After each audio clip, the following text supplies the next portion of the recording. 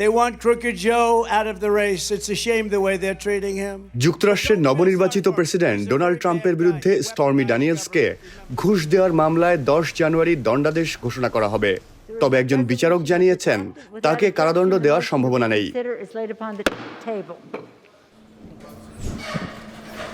Manhattan আদালতের বিচারক Juan ম্যারচান জানিয়েছেন ট্রাম্পকে কারাদণ্ড বা গুরুতর কোনো শাস্তি দেওয়া হবে না।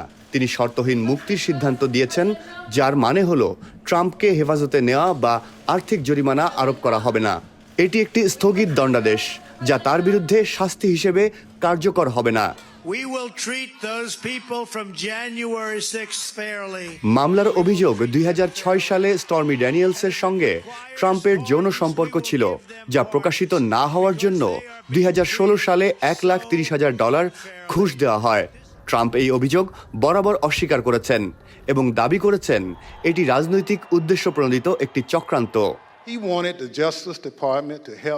এটি যুক্তরাষ্ট্রের ইতিহাসে একটি বিরল ঘটনা, কারণ ট্রাম্পই প্রথম প্রেসিডেন্ট যার বিরুদ্ধে কোনো ফৌজদারি মামলার বিচার চলছে। যদিও ট্রাম্পের পক্ষ থেকে আপিল করার সুযোগ রয়েছে, বিচারক জানিয়েছেন প্রেসিডেন্টের দায়িত্ব পালনে কোনো বাধা সৃষ্টি না করেই বিচার কার্যক্রম চলবে।